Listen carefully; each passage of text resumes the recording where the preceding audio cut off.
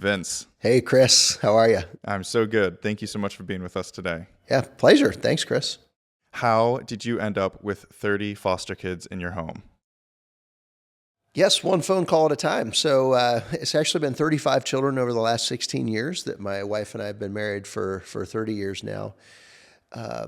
Three biological daughters, and then now three children that we've adopted through the foster care system in Center County, PA. So it really just kind of started with a journey for us that was in Africa, where we met a ton of orphans for the first time. And God just started to break our hearts for the needs there, which awakened us to the needs really that were in our own backyard. So that's how it got started.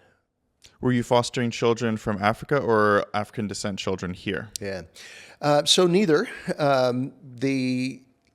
As a pastor, I was pastoring a 50-year-old congregation in State College. I have a degree in animal science. I'm a cowboy. I never thought I'd be pastoring a church, but the church I was pastoring was 50 years old at the time. But no adult had ever gone on a mission trip. We were a pretty inwardly focused church at the time. And so we just started to ask, I just started to pray about what that would look like. So I got this invitation to go to Zambia to help start a piggery. So now God's using my animal science degree as a pastor to serve vulnerable children in Africa. And it was through that I was able to come back with my wife and tell the story of what we saw in Zambia. 40 kids at a day camp that summer raised $800. We took that $800 and sent it to my friend in Zambia who sponsored 3 orphans at an existing orphan school. And then he sends me profiles of 15 orphans who were not going to school, didn't have medical care, they were not eating meals every day. And I just shared those profiles with my small church, and almost immediately all 15 of them were being sponsored. So my friend in Africa sends me another 15, and before I know it, we have 46 children actually being sponsored by my church of about 100 people.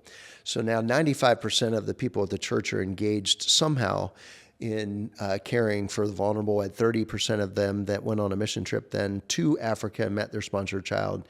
And that all got started in 2006. And I just like to share that story because what I found as a pastor, it wasn't that my church didn't care. They just didn't know what the needs were, and they didn't know how to take a practical next step to meet those needs. And literally almost 100% of the church then was engaged. So that's kind of what started us our journey here. And in Center County, there's not a lot of African-American descent, but we had started was an 18-month-old and a 3-year-old actually were the first children that were placed with us. They showed up at our house with Mountain Dew in their bottles. It began the crazy journey of thinking we knew what we were doing, showing up with this strong commitment to support kids, and quickly learned this is harder than you ever imagined it might be. What was the catalyst that transformed your church from a more internally serving community into outwardly and looking at the world? So I think it was really just kind of that awareness raising. Again, as soon as we were able to tell the story, people realized there's a need. We were able to give them a practical next step of sponsorship. They started to get involved immediately. At the same time, I was meeting with 12 pastors in State College every week. We were praying together, but a few of those pastors said, what if we actually did something to serve the community together? And so that's where I was able to say, what if we started an orphan care ministry? And they said, absolutely, let's do that. And asked them then if they would find a representative in their church who already had a heartbeat for foster care, adoption, or international orphan care. And so they found somebody in their church who would be that representative, and we started to gather those representatives together to meet on a monthly basis, and it became the Center County Orphan Care Alliance at the time.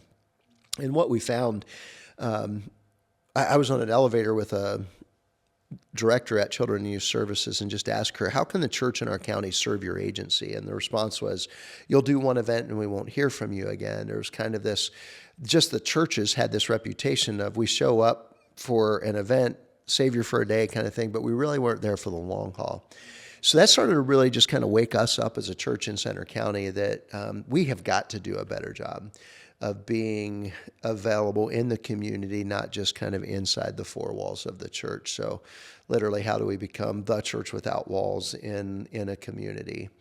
and serving. So that's where the kind of the awareness really started for us, and we just started to find the same thing to be true as soon as we got into those 12 to 13 churches, and we started to tell the stories of the needs locally.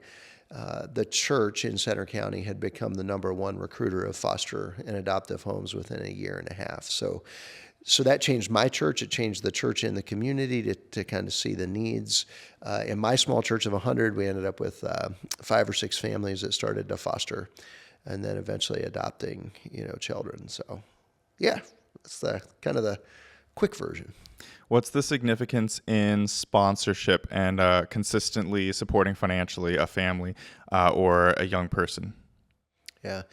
So that work we saw had greater impact on the international scene. So by serving children, Haven of Hope, which we started, became 2 schools in Zambia and 1 in Uganda, with now more than 400 children being sponsored. That consistent sponsorship provided meals, it provided education, it provided clothing. These kids were not living in an orphanage, they were living with aunts and uncles and grandmas who were raising them, but it gave that family, in Africa, the support that they needed to help their children go from not having any of these educational, physical needs being met to so much fun being back in November and watching a bunch of these kids who are now graduating from college that started in first grade are telling us, thank you to the sponsors. Thank you for the consistent investment into our lives, because now we have hope. We now have a degree. We now have jobs in our communities that have rewritten our story. So, tell me the importance when you're serving a young person in terms of, like you said earlier, savior for a day, or like, yeah, we're going to go on this 2-week project. It's going to be great for, the church community, and then like never see them again. Tell me the significant or the importance of supporting a young person all the way until graduation. Yeah, that's huge. And that comes kind of on the local front or the international front. There's just here on the U.S. side of things, when I take children in foster care, there's all of us kind of enter this space with like a level 10 kind of commitment. Like, I want to change the world. I'm going to make a difference in a kid's life. It gets hard really quick. Here in the U.S., when I invite kids from hard places, they're there because of trauma they've experienced. I do like to say it's my full-time job to invite people to wreck their lives. Please invite kids from hard places into your story. They're going to have emotions that you've never experienced before. They're going to do things like put holes in the walls. So what we say in this space is like the reality of what we do kind of kicks the life out of you. 50%, almost 60% of foster families are going to quit before they reach the 1-year mark. 90% are going to quit before they hit the 2-year mark, without the necessary support. So it kind of kicks the commitment out of you. And that's where we want to be really serious about mobilizing churches these days to support those families, help them keep that commitment that they entered this space with high. Where does the bell curve fall off at what point? Where if a family is fostering a child, it's like, okay, you guys have it. Like, you guys are going to stick around for the long run. Yeah. It hugely varies. Some families start fostering infants, and you have the typical, baby challenges of not sleeping through the night, or you may have some medical needs if kids come to your home born addicted. It's a different story if you take a sibling group of 3 that are a little older, if you start taking teenagers who have had neglect, abandonment, abuse in their story. They're just going to enter the home with big emotions that they're kind of the unwanted. We say the children 8 years old and older, really school-age children, and sibling groups are what are on the unwanted list here in Pennsylvania of there's no foster family willing to take them, because they just know, hey, if I invite them into my home, the life's going to get kicked out of me a little bit quicker. The longevity, if they don't have support, the bell curve is going to come a lot sooner than later. So those are the kind of families we want to make sure we're getting support before they ever say yes to kids coming into their home. Where do most of these kids come from, by and large? Yeah, that's in Pennsylvania now, there's just a drug pandemic. The opioid crisis has created a major change in the last decade plus, where we're seeing, I think the state of Pennsylvania was telling us about 4 in 10 grandparents are raising their grandchildren because of the drug problem. But there's still a lot of other reasons, neglect, abuse, homelessness. There's just, it varies considerably, kind of depending on the location you live in as well. How did you get this idea to create kind of a pyramid structure for people supporting the people raising the children? Yeah. Well, out of necessity, really. We did an awesome job early on of recruiting foster and adoptive families, but about 3 years into it, we realized they were quitting just about as quick as we were recruiting them. So at the time, we started what we called our James 127 email list. So essentially, if you would give us your email address as a potential volunteer, we're gonna add that to the database. And anytime Children in Youth Services or one of the other agencies they work with in the county had a need, they would just reach out to us, and we would send that need out through the email list. That list grew to 550 families in our county and Center County that were receiving an email anytime CYS needed a bed, stroller, crib, grandmas who couldn't afford to take their kids to appointments, so we'd be able to get them gift cards for gas. Had a bio mom who was trying to get her son back, but needed a new friend group. And the agency said, "Hey, can you help us out?" We got her connected with a local church. 6 months later, she's getting her son back. They're still now connected to that community and to that church. So that's where we just started to really see, hey, here's a huge need because they're quitting. We need to do a good job of supporting them. Then we ended up becoming familiar with a ministry out of Georgia that was building what we call engineered care communities. So we early on tapped into what they were starting, and they have the systems that we use to build a group of at least 5 people willing to wrap around an individual foster family to provide them with a meal one time a week being delivered to their home. Volunteers are helping drive kids to appointments.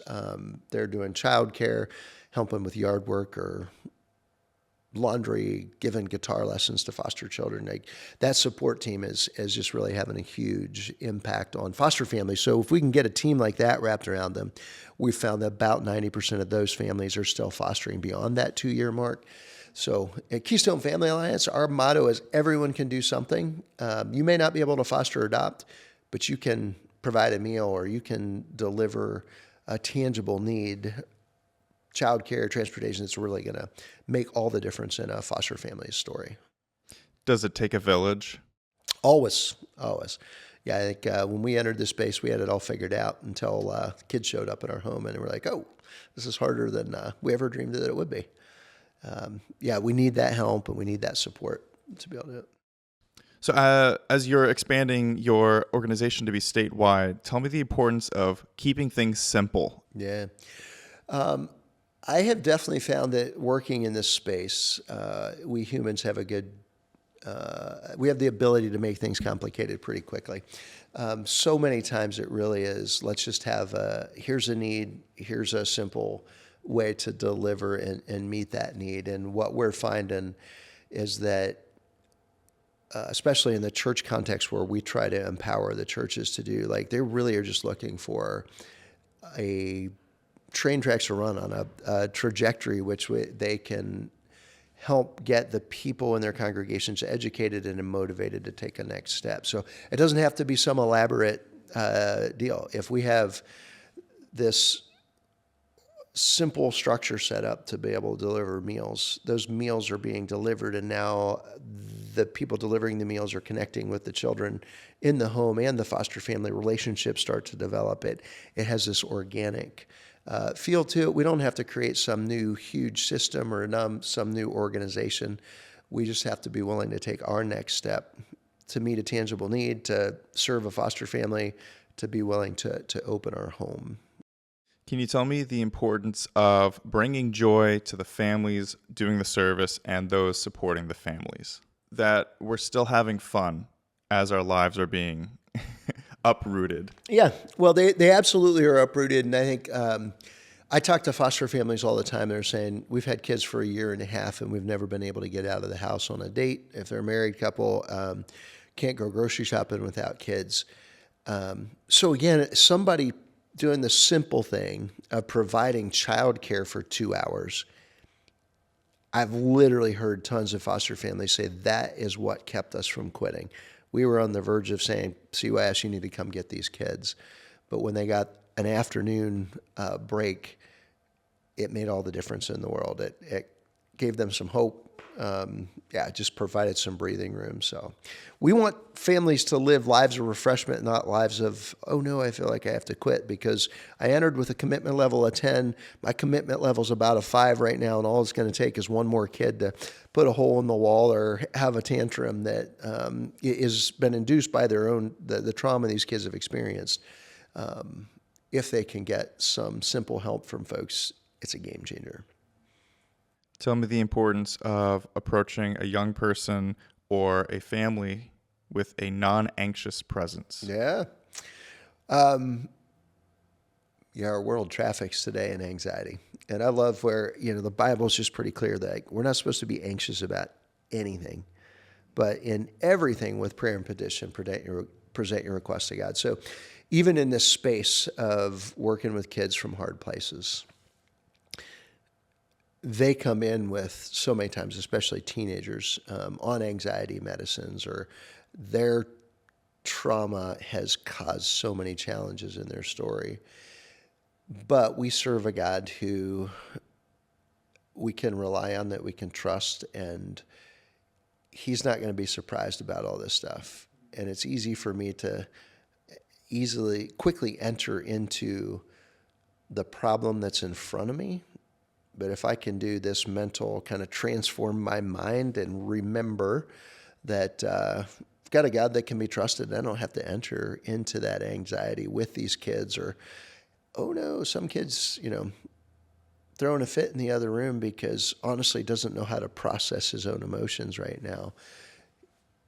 Too many of us enter into that space quickly with the child. And then again, I think that's one of the reasons we're seeing so many families leave, is their own anxiety hits the child's anxiety, and we have these mix-ups. So, yeah, we want to operate in that space of we serve a God that's trusted. He is the Prince of Peace. If he's the one that I'm leaning into, I'm going to be able to serve in this space with a non-anxious presence that our world really needs to see right now. It's great. I interviewed a 94-year-old a couple weeks ago, and his last comment, I asked him what peace meant, and he said there's a close interlink between peace and confidence. I was like, that's interesting. I haven't heard those two connected before. And he said, God's in control. Don't worry about it. Yeah. And there's just a short jump between, oh no, it's falling apart, to, oh, why am I trying to control all this? Let's just have some peace. My second core value is surrender control. That's what I've been thinking about a lot lately. So, wow. Yeah, let go of that. Just stop clawing. And when you stop trying to control everything, that anxiety in your stomach goes away. Yeah. And I just was in some conversations today with a foster parent who, had a child in their home, and this child had learned some really hard news about their biological parent, and the child went to the room and just lost it for a while. And, there was a social worker in the home with the foster folks that were fostering this child, and just realized, like, the social worker saying, hey, do we need to call in crisis services? And the foster family, thankfully, kind of had this, like, we need to surrender control. We need to have a non-anxious presence. It's okay that they're throwing a fit in the room right now. What they're experiencing, probably I would throw some fits too. We don't need to just hit the automatic, oh no, the world's falling apart, let's get all the services here, let's take the kid to the ER. Sometimes we just have to have adults in the home that have that non-anxious presence that can help the teens, help the children from hard places process their emotions. Such an important ingredient in this space. I had a buddy paint this interesting picture of the family barbecue. He's got a lot of nephews and nieces. They're all running around. There's like 40 people in the family.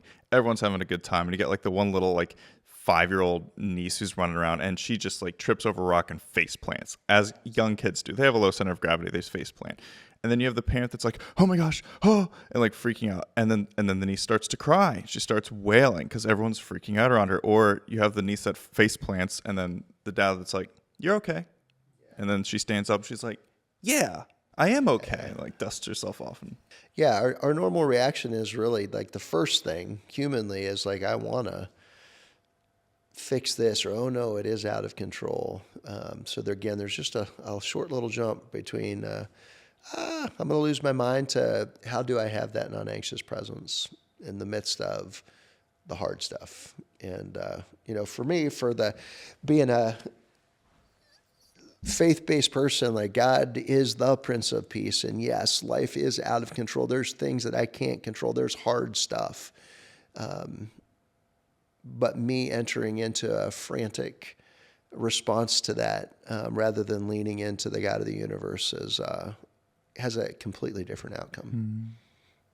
have you found with your own foster children and the families that you coach and support, do you generally engage a lot in like getting therapy for your very young kids, or kind of getting anti-anxiety meds for them, or what's your process with that? I mean, there definitely is different level of needs, and I think it's going to be case dependent on, so I don't want to pretend to be an expert on anything here, but for us, we definitely have had 16-year-olds show up with a bag of like 13 different pills, and former foster families would have, or bio parents would rush pretty quickly to an ER because the child would say, hey, we're having an anxiety attack. And that happened in our space where this kiddo was like, hey, having an anxiety attack, I need to go to the ER. Where we just say, hey, we definitely understand you're going through an anxiety attack, but we're not going to run to the ER. I want to encourage you. In our case, we have a small farm, and just said, hey, I want you to go out to the barn, grab a kitten for a few minutes, and 10 minutes from now, we'll talk to you and see how you're doing. And we've seen that scenario play out several times where that's all it took to just get a kind of change of place, change of pace, kind of reset the mind, and we don't have to go to the ER then. So we do think there's tools, there's ways that we can help equip foster and adoptive parents to not just react to what's right in front of them, that what are some other tools that are already in our hands or in our sphere of influence that we can help kids process their anxiety. Vince, do you think we've kind of created a culture where we put a lot of overbearance on the child diagnosing themselves and saying what they need, and kind of us following up on that rather than the parent kind of making the diagnosis on the symptom themselves? It's a complicated culture, for sure. Yeah, and I think, and again, every child situation is absolutely different. So it's a little harder for me to speak to that kind of on the broad context, because I'm definitely not an expert when we get into this space. But I do know from a parent who has raised now 6 children with our last name and 35 different kids in our homes, there's a lot of tools at our disposal that don't have to let us go right into where I think a culture has complicated things with technology and cell phone and Facebook, and just what the research is now starting to show us about all of that. I think we do have some tools that, as parents, if we do some studying and leaning in and some praying, there's some tools that in our hands already, some people already in our spheres of influence that can help us kind of navigate the hard stuff our kids are dealing with these days. So pretty complicated answer to your question, but it was a complicated question. That is a complicated question. I'm gonna rock the boat for a couple here. So if you're cool with it, can you speak on the significance of the family unit? Yeah, absolutely. I think family matters. Strong families, historically, research, I mean, just everything shows that if we have a strong family unit, kids are going to be in better shape. So, without diving real deep into what all that means, the family matters, and investing in healthy families, parents investing in their relationships, making sure that families have healthy rhythms so that they're in a strong, healthy place. So important to kids. And Obviously, I feel like a lot of our kids are in foster care because the family structure broke down.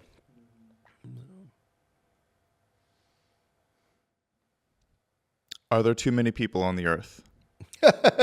That's a loaded question. Yeah, I don't even know how to answer that one. So there's just the right amount. Every one of them absolutely matters. So Do we need to depopulate the earth?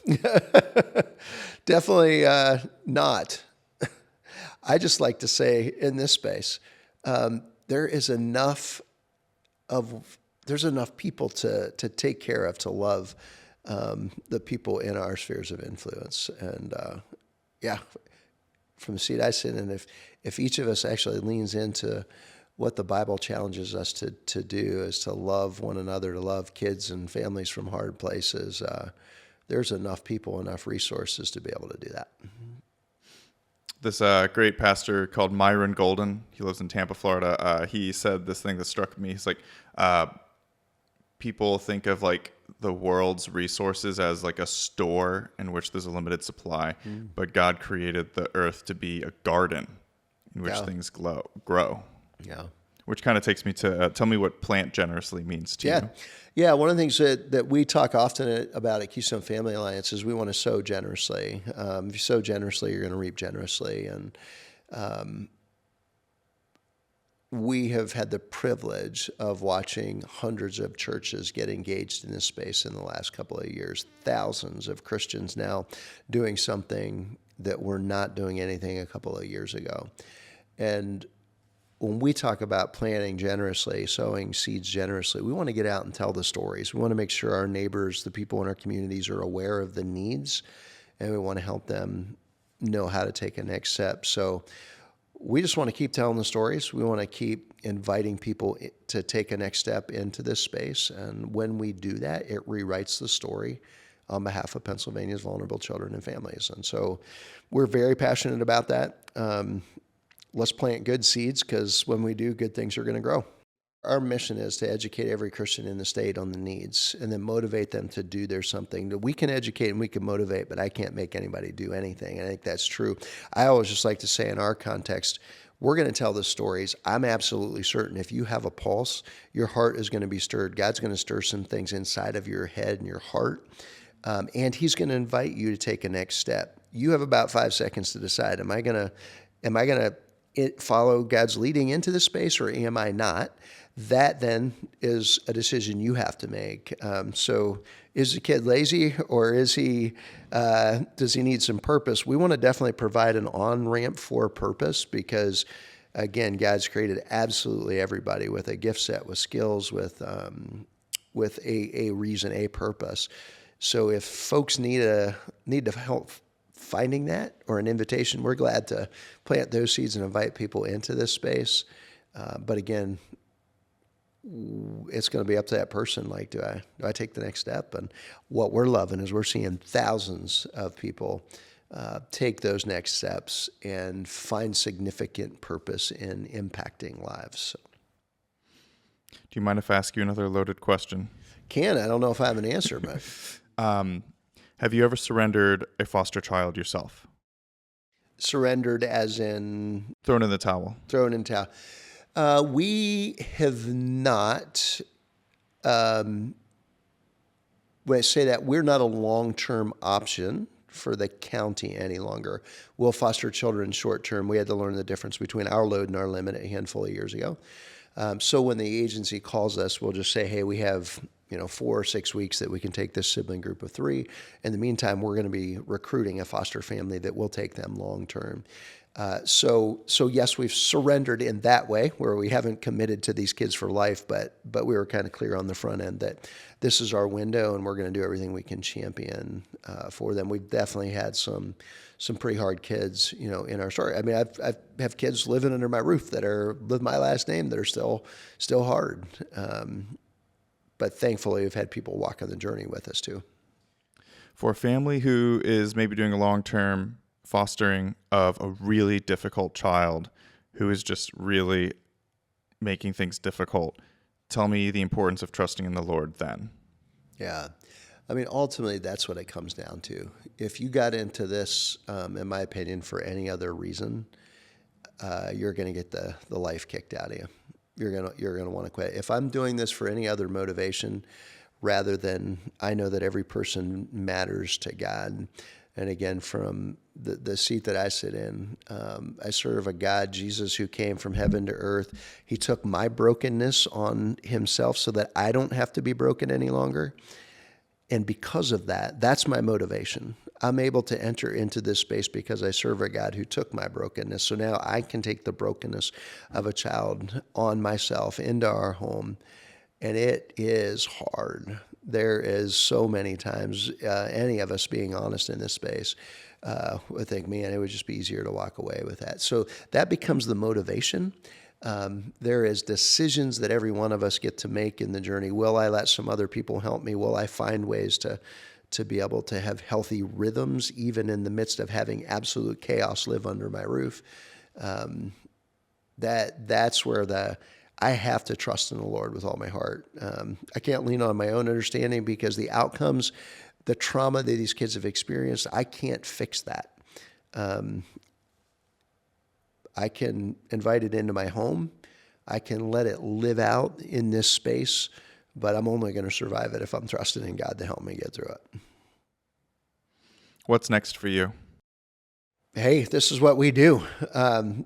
God's given me, Keystone Family Alliance, this mission of, hey, what if we could find a foster family, 3 foster families in all 500 Pennsylvania school districts willing to take sibling groups and children over the age of 8 years old. There's a church on every corner. There's a support system in every community. Right now, Children and Youth Services can't pick up a phone with confidence and find a foster family in the same school district when a child has to be removed.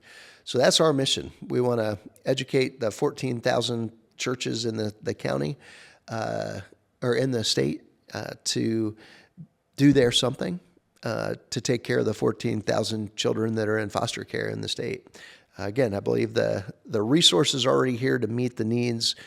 We just need to help mobilize that. So that's kind of our mission. We're going to keep building these care communities around every one of those foster families, inviting churches into this space. We want to make sure that kids know that we are coming for them. It will not be easy, and it will require a level 10 commitment, and we're going to have to be in it for the long haul, not the quick fix. Where can we find you? You can find us at keyfam.org, so KEYFAM.org. Yeah, we'd love to connect and tell the stories, invite people into this hard work. But oh my goodness, it's a glorious mess when we see it work and we see kids go from hard to healed, making a difference. It is absolutely worth the effort. Vince, thank you so much for hanging out. Yeah, thank you, Chris, for doing what you're doing. Appreciate it.